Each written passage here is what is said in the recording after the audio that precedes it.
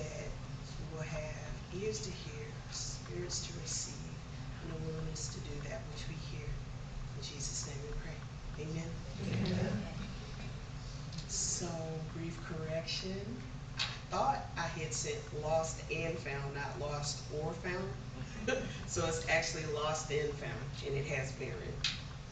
So I would be willing to risk it and say that if you have been attending church services somewhere at some point in your life, you've all heard the story, correct? Yep. Right? So when I was reading over it, what I heard in my head, remember the song from Beauty and the Beast? What is it? Tale as old as time, song as old as rhyme. It's just like, it's out there, right? And you've often heard of this passage of scripture referred to as the tale of the prodigal son. How many people have heard it that way? Okay. We've heard it many times, but I wonder if we've ever taken a closer look at what is actually happening in this parable. On the surface, it seems pretty simplistic, right? Seems like, hey, one person made a demand, they got what they asked for, they ran off, blew it, came back, and the other person who didn't run off and blow it is mad now because why are you celebrating this person? So let's look at the characters in here. We have a father and we have two sons. We have a younger son and we have an older son. So the younger son was pretty much rash and hot-headed. And if he had a theme song, it would probably be that old rock and roll song that says, I want it all and I want it now. So that would be that guy. So that's pretty much what he told his dad, and the dad was like, okay, gave it to him. So then he runs out and wastes everything. So pause for a second. How many of us in here know and understand that you have to be careful what you ask for because you just might get it? How many times have you asked God for something and you really, really didn't think big picture, but what you knew was you wanted it and you wanted it now, and God says, okay. Then next we have the older son, the firstborn, who takes his father and himself so seriously. He's the son that dots all the I's and crosses all the T's. He is dutiful and responsible. So we get the younger son going out, partying like a rock star, spends everything like there's no tomorrow. But how many of us know tomorrow inevitably comes? It always does. And when tomorrow came for the younger son, after many tomorrows, he met tomorrow empty-handed and in despair. Anybody ever been there? Okay. Just want to make sure you're with me. He is lost. Anybody in here ever felt lost? Anybody in here ever known for a fact you are lost? Okay. Let's go ahead and own that. At his lowest point, he remembers even the servants in his father's house eat and live better than he does. So that knowledge inspires him to go back home to his father. I mean, even us, how many times did we, maybe in our younger years and even in our older years, realize, oh man, I'm so far out here, this isn't even funny anymore. And so you think about your support system and it's like, whew, if I just go back, maybe humble myself, throw myself at their mercy, maybe they'll take me back in and life will get better. So this is not an uncommon thing. So upon his return, Dad throws a party to celebrate his return. And now the older son, who stayed with the father the whole time his brother was out gallivanting, gets totally ticked off. The scripture is very nice about it, but I can see this guy going completely off and losing his mind about what's going on. So he gets ticked off at his father because here he is, he's the dutiful son, the responsible one. You never celebrated me and all that I've done. And in the end, the father tells the older son, I know you've been here. I need you to know that I see you. I need you to know that all that I have is yours, but your brother, he was like one dead and now he's alive. He was lost and now he's found. Cue the music, Amazing Grace, how sweet the sound that saved a wretch like me. So how many of you can see yourself in this story? Y'all know me, I'm going to take ownership. How many of you identify with the younger son?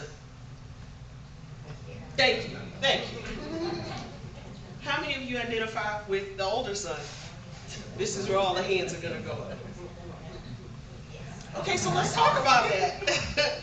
Some of us us are the firstborn in our families. We are the children who feel that we get held to a higher standard, while our younger siblings get away with anything and everything.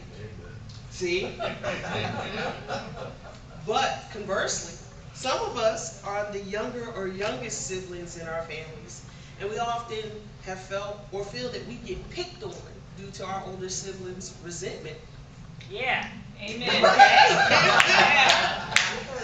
Well, here's the thing. We wouldn't be the first to feel this way. Look at the parable we just went through. Those themes are present. Now I'm going to shake it up a little bit. Let's take it out of the house and bring it to the church. Ruh-roh. Yep. Some of us have come to church to get our specific needs met and to access specific resources. Once we've gotten what we've needed or wanted, we went back out the door again, not to be seen or heard from until the next time. Got quiet. Some of us consider ourselves to be faithful church members. We always show up. We give our time, our money, our talents. And we sometimes get resentful when the people who don't do as much and don't show up as much as we do, show up and get celebrated. Quiet in here, but you know I'm telling the truth. Now that we've taken it to the church, let's take it all the way to God. There are some people that we know, and we all know people like this, who never appear to pay God any attention, yet they appear to be blessed or have the best of luck. Anybody know that person? Have you ran into that person? Person gets on your nerves, right? And then there's some of us who feel like we give God our level best, but we can't seem to catch a break. It's always a trial. We feel like we have more downs than ups. And guess what? We feel some kind of way about that. We're looking at God going, really? That guy? Or that girl? Seriously. They don't go to church as much as I do. You probably don't even pray as hard as I do. I'm always in your face about something, God, and seriously?